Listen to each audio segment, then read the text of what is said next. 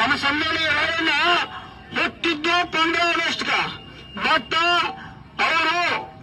ಅವರಂತ ಮನುಷ್ಯನೇ ಬೇರೆ.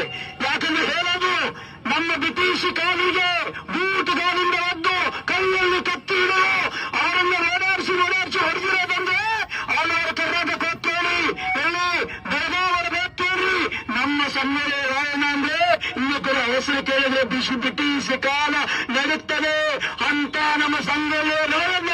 ಅವನ ಹೆಸರು ಕೇಳಿದ್ರೆ ಅವನನ್ನು ಸಾಂಗ್ ಹಚ್ಚಿದ್ರೆ ಮೈಯಲ್ಲಿ ಬೆಂಕಿ ಕಿರಿಯುತ್ತೆ ಅಂತ ನಮ್ಮ ಸಂಗೊಳ್ಳಿ ರಾಯಣ್ಣ. ಯಾರೋ ಹೇಳ್ತಿದ್ರು ನಮ್ಮ ಸಂಗೊಳ್ಳಿ ರಾಯಣ್ಣಂತ ಮನುಷ್ಯ ಅಂತ, ಅದು ನಿಜಕ್ಕೂ ಸತ್ಯ ಇದೆ, 3 ಕಾಲಕ್ಕೂ ಸತ್ಯ ಇದೆ. ಯಾಕೆಂದ್ರೆ ನಮ್ಮ ಸಂಗೊಳ್ಳಿ ರಾಯಣ್ಣಂತ ಮನುಷ್ಯ ಕೋಟಿಗೊಬ್ಬ.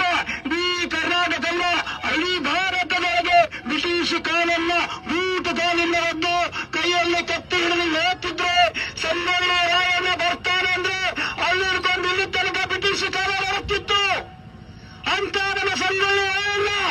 ಈ ನಮ್ಮ ಸಂಗೊಳ್ಳಿ ರಾಯಣ್ಣ ಈ ಮಣ್ಣಿನ ಮೇಲೆ ಹುಟ್ಟಿದ್ದಾರೆ, ಈ ಮಣ್ಣಿನ ಮೇಲೆ ಇದ್ದಾರೆ. ಸಂಗೊಳ್ಳಿ ರಾಯಣ್ಣ ಅಂತ ನಾವು ಭಕ್ತಾದಿಗಳಾಗಿದ್ದೇವೆ. ಮುಂದೆ ಹುಟ್ಟಿದ್ರೆ ಸಂಗೊಳ್ಳಿ ರಾಯಣ್ಣ ಅಂತ ಹುಟ್ಟಬೇಕು. ನಾವು ಕಾರ್ಯ ಮಾಡಿದ್ರೆ ಸಂಗೊಳ್ಳಿ ರಾಯಣ್ಣ ಅಂತ ಮಾಡಬೇಕು. ಯಾಕಂದ್ರೆ ಇಡೀ ಸಮಾಜ, ಇಡೀ ಲೋಕ, ಇಡೀ ಪ್ರಪಂಚ, ಇಡೀ ನಾಡು ನಡುಗುವಂತ, ಕೇಳುವಂತ, ಹೇಳುವಂತ ಮಾತಂದ್ರೆ ನಮ್ಮ ಸಂಗೊಳ್ಳಿ ರಾಯಣ್ಣ.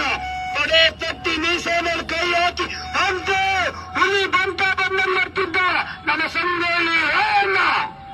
ಜೈ ಶ್ರೀರಾಮ್. ಸಂಗೊಳ್ಳಿ ರಾಯಣ್ಣಜಿ, ಸಂಗೊಳ್ಳಿ ರಾಯಣ್ಣಜಿ.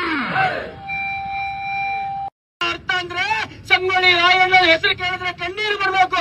ಸಂಗೊಳ್ಳಿ ಮಾಡುವಂತ ಕಾರ್ಯ ಇಡೀ ಜಗತ್ತು ಗೊತ್ತಾಗಬೇಕು. ಅವರು ಸ್ವಾತಂತ್ರ್ಯ ದಿನ ಹುಟ್ಟಿದ್ದಾರೆ, ಸ್ವಾತಂತ್ರ್ಯ ದಿನ ಅಂತ ಮನುಷ್ಯ ಇತಿಹಾಸ ಕಾಲದಲ್ಲಿ ಯಾರಿಲ್ಲ. ಸಾಯೋದು ಸ್ವಾತಂತ್ರ್ಯಕ್ಕೋಸ್ಕರ, ಹುಟ್ಟೋದು ಸ್ವಾತಂತ್ರ್ಯಕ್ಕೋಸ್ಕರ, ಬೆಳೆಸೋದು ಸ್ವಾತಂತ್ರ್ಯಕ್ಕೋಸ್ಕರ. ಎಲ್ಲಾದ್ರೂ ಕೇಳಿದ್ರೆ ನಿತ್ಯ ಸ್ವಾತಂತ್ರ್ಯ ದಿನ ಹುಡ್ತಾನೆ, ಸ್ವಾತಂತ್ರ್ಯ ದಿನ ಸಾಯ್ತಾನೆ.